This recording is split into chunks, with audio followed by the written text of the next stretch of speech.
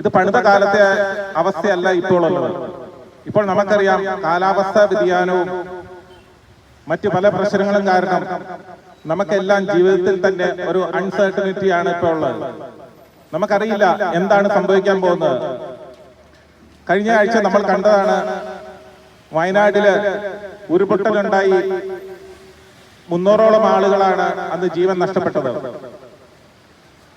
ഇപ്പോഴുള്ള ആഗോള താപനവും മറ്റ് പ്രശ്നങ്ങളും മൂലം മഴയുടെ ശക്തിയായാലും വളരെ കൂടിയിരിക്കുന്നു. പണ്ടെങ്കിലും നമ്മൾ കേട്ടിട്ടില്ലാത്ത അവസ്ഥയിൽ ഇപ്പോൾ മഴ പെയ്യുന്ന സമയത്ത് നമ്മുടെ സംസ്ഥാന സർക്കാരുകൾ ഓറഞ്ച് അലേർട്ട്, റെഡ് അലേർട്ട് ഇങ്ങനെയെല്ലാം പ്രഖ്യാപിക്കുന്നു. മണ്ണിടിച്ചിൽ, മറ്റ് പ്രശ്നങ്ങളെല്ലാം വളരെ രൂക്ഷമായി ഉണ്ടാകുന്നു. ഈ കാലയളവിൽ നമ്മളിതെല്ലാം കണ്ട് ഭീതി പൂണ്ടിരിക്കുന്ന അവസ്ഥയിൽ സംസ്ഥാന സർക്കാർ അല്ലെങ്കിൽ മാറി മാറി വരുന്ന സർക്കാരുകൾ ഇവരൊന്നും തന്നെ നമുക്ക് അനുകൂലമായ ഒരു നിലപാട് എടുക്കുന്നില്ല എന്ന് നമുക്കെല്ലാം അറിയാവുന്നതാണ്.